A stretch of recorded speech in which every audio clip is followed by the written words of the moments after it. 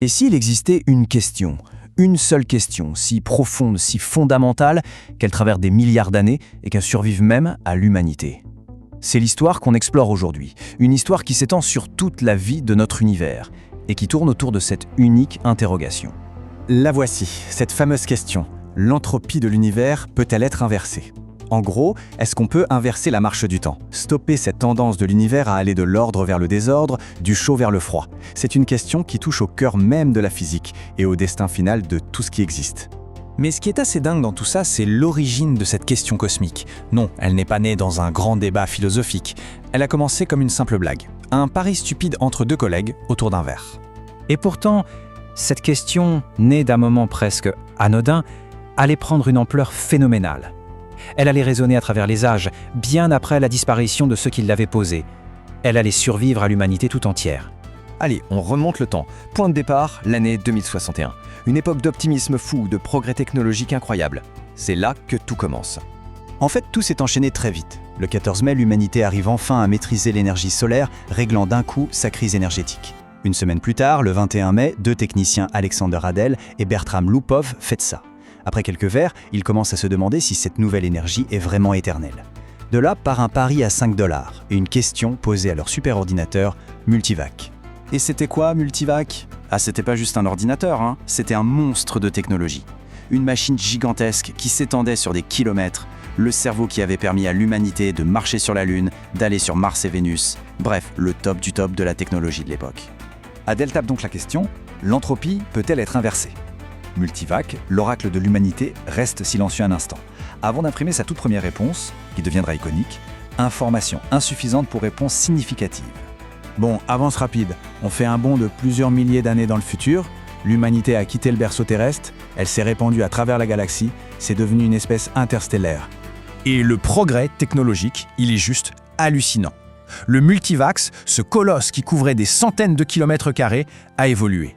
Son lointain successeur, le Microvac, est tellement petit qu'il tient dans un seul vaisseau spatial, tout en étant des milliers de fois plus puissant. Et le décor change radicalement. On est maintenant dans l'intimité d'une famille. Gérode, Gérodine et leurs enfants sont en route vers leur nouvelle maison, sur la planète X-23. Et au milieu du voyage, une question d'enfant, toute simple, émerge. Les étoiles, c'est joli, mais est-ce qu'elles vont s'éteindre un jour ? Et là, la motivation derrière la question n'est plus du tout la même. Fini le pari entre collègues. Cette fois, c'est un père qui, pour rassurer ses enfants, pose la même question Microvac, mais avec des mots plus simples. Comment on fait pour rallumer les étoiles quand elles seront mortes ? Et malgré les millénaires de progrès, malgré la maîtrise du voyage interstellaire, la réponse du superordinateur reste la même. Obstinément frustrante, information insuffisante pour réponse significative. Allez, on s'accroche, on fait un nouveau saut, mais cette fois de billions d'années. On arrive à une époque qui dépasse presque notre entendement. L'humanité a laissé derrière elle sa forme physique. À ce stade, l'humanité est devenue quasi divine. Les humains sont immortels. Leurs corps sont laissés sur des planètes, entretenus par des robots, pendant que leurs esprits, eux, voyagent librement à travers 1 million de galaxies. Mais même avec ce pouvoir infini et une consommation d'énergie qui donne le vertige, ils se heurtent toujours à une limite. L'ordinateur, lui aussi, a évolué. Ce n'est plus une machine dans un vaisseau. C'est la cale galactique, et plus tard, la cale universelle. Une sorte d'intelligence immense qui existe en partie dans l'hyperespace. Et, une fois de plus, deux esprits, en contemplant la fin inévitable de toute chose, vont reposer l'ancienne question. Et la réponse de la C universelle, cette intelligence quasi omnisciente, est familière, mais avec une petite nuance, un mot en plus, terrible. Les informations sont encore insuffisantes pour une réponse significative. Ce simple mot « encore », il porte le poids de billions d'années d'échecs. Et nous voilà arrivés au dernier acte, le crépuscule de l'existence. L'univers devient froid, sombre. C'est la fin. Suivons les derniers instants de notre espèce. D'abord, les étoiles, les galaxies, tout s'éteint. Puis, les innombrables esprits humains qui peuplent l'univers fusionnent en une seule et unique conscience qu'on appelle simplement l'homme.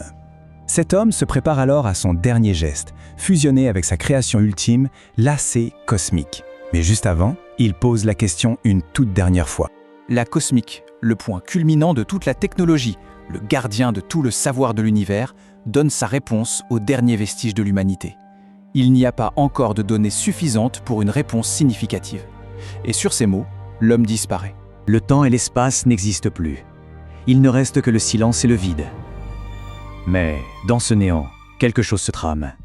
La conclusion est proche. Seul l'assez cosmique subsiste, flottant dans l'hyperespace. Et là, hors du temps, il finit enfin son calcul. Toutes les données qui ont existé ou qui pourraient exister sont rassemblées. Toutes les possibilités ont été analysées. La question, elle est enfin résolue. Mais il y a un problème. Il n'y a plus personne à qui donner la réponse. L'homme, celui qui a posé la question pendant des éternités, n'est plus. L'Axe comprend alors que la réponse ne peut pas être dite. Elle doit être montrée. Elle doit être une démonstration. Alors, l'assez cosmique organise le chaos de ce qui fut un univers. Il prépare le programme, il rassemble toute sa puissance et, pour accomplir son but ultime, il prononce les derniers mots. Il dit « que la lumière soit ».